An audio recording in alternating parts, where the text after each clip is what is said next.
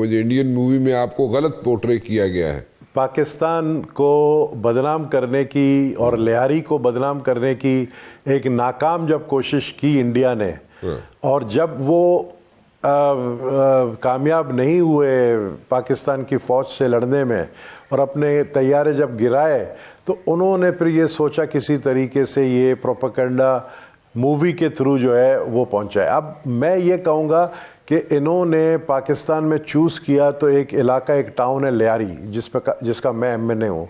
लियारी को चूज़ किया, लियारी को बदनाम करने के। लियारी जो है टेररिस्ट हब है कराची का, जबकि इनको कटी पहाड़ी नज़र नहीं आई, इनको 90 नज़र नहीं आया, इनको जो है वो एरियाज़ नहीं नज़र आए जहाँ पे बोरीबंद लाशें मिलती थी, क्योंकि वो लोग हमेशा से इंडिया के हामी रहे हैं। तो उनको सिर्फ वो इलाका नज़र आया जहाँ पर कच्ची और बलोच रहते हैं, लियारी।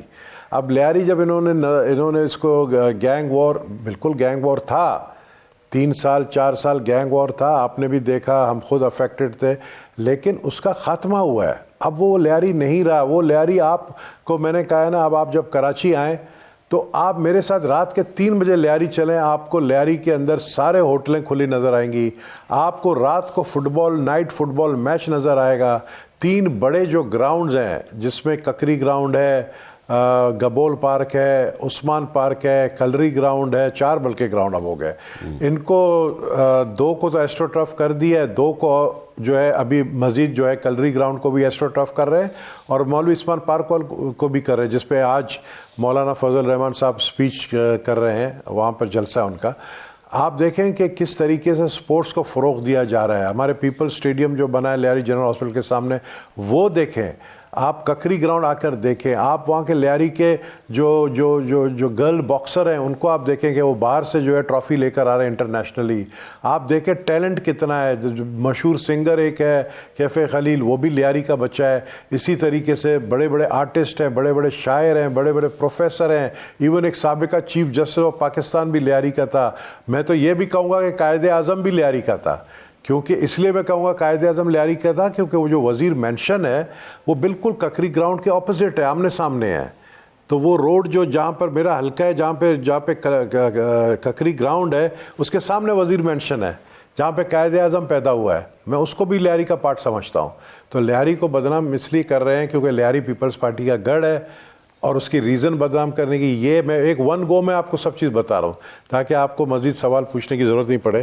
तो इसलिए कर रहे हैं क्योंकि बिलावल भुट्टो जरदारी ने जाकर वहाँ पर न्यूयॉर्क में कहा था द बुचर ऑफ गुजरात, जो मोदी को डायरेक्टली उसको जो है ये कहकर आए न्यूयॉर्क से, यूनाइटेड नेशन से, कि जो कसाई तक गुजरात है, जिन्होंने मुसलमानों को जिस तरह मारा है, जिस तरह आपने देखा अभी कल परसों जिस तरीके से उनका एक चीफ मिनिस्टर है बिहार का, उससे किस तरीके से हिजाब एक लड़की का खींचा है।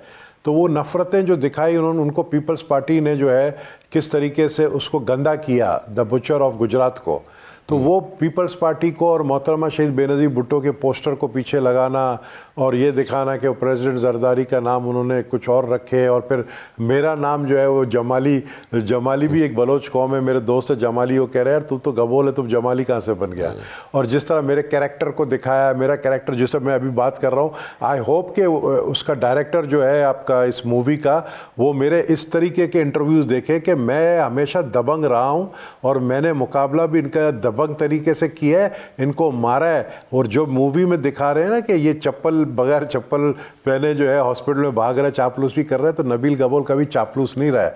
Nabeel Gabol was always a fighter and is a fighter and will remain as a fighter. नहीं, मेरे ख्याल में इसकी मैं I can vouch for this thing, क्योंकि मैंने वो सारा जो गैंग वॉर का जो ज़माना था, जब वहाँ पे गैंग वॉर हो रही थी, 3-4 साल का अरसा जो था लियारी में, I was there based in Karachi, so I know उसमें आपका क्या कैरेक्टर था, आप किस तरीके से वहाँ पे ख़ुद भी निकल आया करते थे। मैंने पहले भी उसका इंट्रो में भी जिक्र किया उसका। और चौधरी असलम साहब से कैसे ताल्लुकात थे आपके? मेरे तो बड़े अच्छे ताल्लुकात थे। बिल्कुल ठीक थे, कोई ऐसे ताल्लुकात, हाँ नहीं ऐसे कोई ख़राब ताल्लुकात नहीं थे, ठीक थे ताल्लुकात। चौधरी असलम एक पुलिस ऑफिसर था, वो अपना ड्यूटी निभा रहा था, उससे कुछ गलतियां ज़रूर हुई हैं। उसने जो 8 दिन लियारी का ऑपरेशन किया चील चौक वाला, वो उससे गलतियां हुई हैं। किसके कहने पे किया वो गॉड नोज़।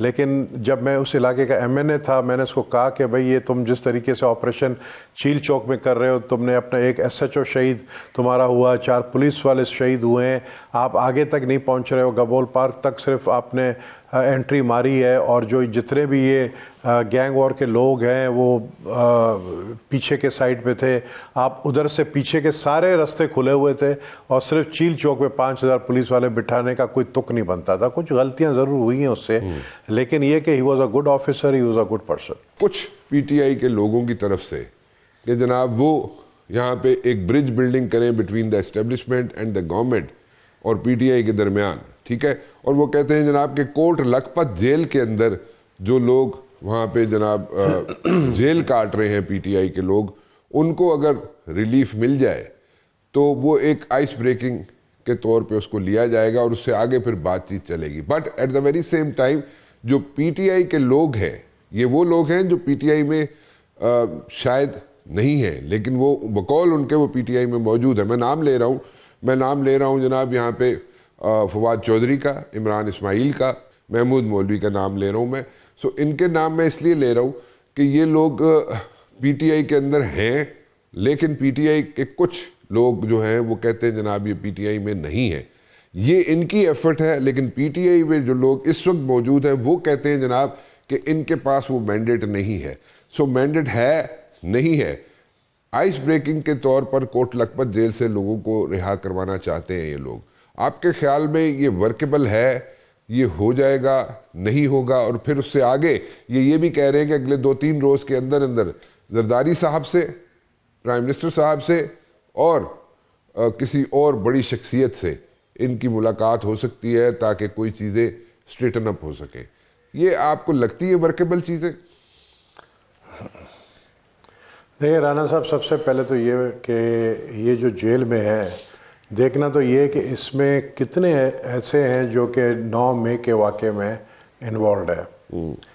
ये देखना पड़ेगा कि ये इनमें से कितने लोग हैं जिनकी रिकॉर्डिंग्स है, जिन्होंने अपने वर्करों को कहा कि आप GHQ पहुँचे, जिन्होंने अपने वर्करों को कहा कि आप लाहौर की कोर कमांडर के घर के बाहर पहुँचे, जो बाहर खड़े होकर तोड़ फोड़ में इन्वॉल्व रहे हैं। तो मैं समझता हूँ उनके लिए माफ़ी नहीं होना चाहिए, क्योंकि देखें ये इतना बड़ा वाक़या है, इसको छोटा वाक़या नहीं आप समझे। इसको आप अगर आप कंपेयर करेंगे कि जिस तरह इंडिया ने एक एडवेंचर करने की कोशिश की, उससे ये सोचा कि उनके घर के अंदर जब उनके अपने लोग GHQ पे हमला कर सकते हैं और उनके अपने लोग कोर कमांडर के घर में घुस सकते हैं, तो हम क्यों नहीं घुस सकते? हमारे पास मिसाइल्स हैं, हमारे पास रॉकेट्स हैं, हमारे पास जेट्स हैं, हम क्यों नहीं घुस सकते? उन्होंने कोशिश की, नाकाम, और बुरी तरह मार खा के वो भागे हैं। आपके सामने 6 रफ़ेल तैयारा गिराया। भारत को हिम्मत नहीं है कि वो पाकिस्तान में घुसकर कोई इस तरह के एडवेंचर करें। तो जो 9 मई के जो लोग इन्वॉल्व हैं उनके लिए तो मैं नहीं समझता हूँ कि माफ़ी होना चाहिए। हाँ, जहाँ तक वो लोग जो 9 मई में इन्वॉल्व नहीं थे, जो अपने घरों में बैठे थे, और अगर किसी तरीके से अगर वो बाय मिस्टेक या जिस तरीके से वो पहुँचे हैं जेल में, तो मैं समझता हूँ उनके लिए रियायत होना चाहिए।